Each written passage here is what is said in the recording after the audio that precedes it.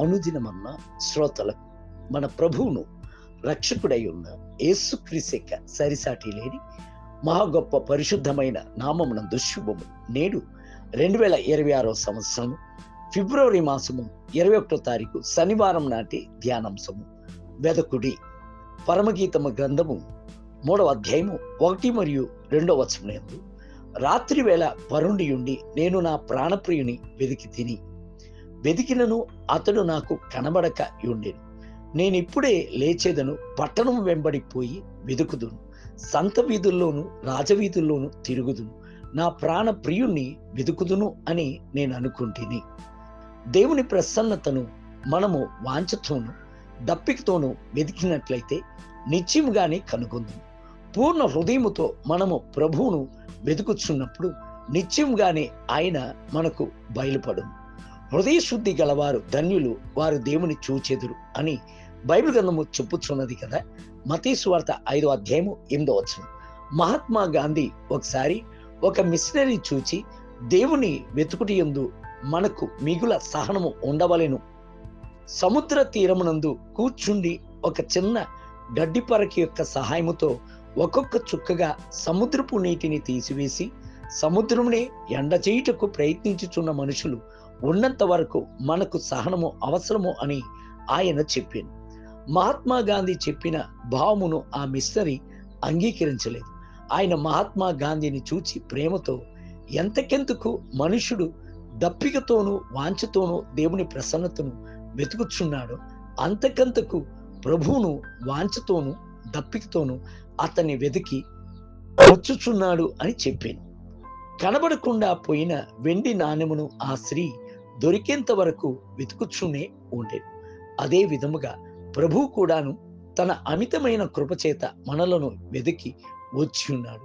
వెండి నాణెముపై రాజు యొక్క రూపము ముద్రించబడి ఉన్నట్లుగా రాజాది రాజయ్యున్న ప్రభు మనలను తన యొక్క పోలికతోనూ స్వారూప్యముతోనూ సృష్టించినందున తనకు సొంతమైన మనలను ఆయన వెతుకుచున్నాడు.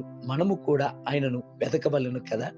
రాత్రి జాముల యందు నేను పరుండియుండి నా ప్రాణప్రియుని వెతికినను అతడు నాకు కనబడకయుండెను అని సూచించుచున్న షూలమతి చివరకు మానని ప్రయత్నంతోనూ కన్నీటితోనూ వెతికి కనుగొనుటను 4వ వచనమునందు చదువుచున్నాము.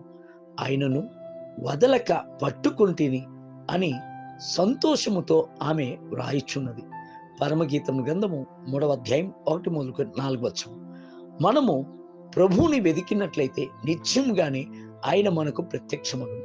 బైబిల్ గ్రంథము సెలవిచ్చుచున్నది, సమస్త జనులారా మీరందరూ నా మాట వినుడి, మీరు యెహోవా పక్షపు వారై ఎడల ఆయన మీ పక్షమున ఉండును. మీరు ఆయన యొద్ద విచారణ చేసిన ఎడల ఆయన మీకు ప్రత్యక్షమగును. మీరు ఆయన విసర్జించిన ఎడల ఆయన మిమ్మును విసర్జించును. 2వ రాజుల గ్రంథము 15వ అధ్యాయం 2వ వచనం. నాకు ఒక భయంకరమైన విపత్తు సంభవించెను. ఆ సమయం నందు దేవుని యొక్క ప్రసన్నతను గ్రహించాను. ప్రభువే నన్ను కాపాడెను అని అనేకులు సాక్ష్యము చెప్పుటను విని ఉన్నాను. కొంతమంది సహోదరులు నా కాన్పు సమయం నందు మిగుల భయముతో ఉండేదాను. అట్టి సమయముల యందు దేవుని ప్రసన్నత నన్ను కమ్ముకును అని చెప్పుచూ ఉంటారు. దేవుని బిడ్డలారా, ఏదో ఒక కొన్ని సందర్భముల యందు మాత్రమే లభించిన దైవ ప్రసన్నత సరిపోదు. దేవుని ప్రసన్నత యందు ఎల్లప్పుడూ జీవించి దైవ ప్రసన్నతను ఇంకా అత్యధికంగా వాంఛించి వెదుకుదుముగాక. దేవుని యొక్క ప్రసన్నతను రుచి చూచి అందులో నిలిచి యుందుముగాక. నేటి ధ్యానమునికై నీ బలమును నీ ప్రభావమును చూడవలనని పరిశుద్ధాలయమునందు నేనెంతో ఆశతో నీ తట్టు కనిపెట్టి ఉన్నాను. 63వ కీర్తన 2వ వచనం. నేటి వేద పఠనము ఉదయము సంఖ్యాకాండము 1 మరియు 2 అధ్యాయం, సాయంత్రం మార్క్స్ వార్త 3వ అధ్యాయం 1 మొదలుకొని 19 వచనం. ప్రభువు మిమ్ములను దీవించును గాక. ఆమేన్.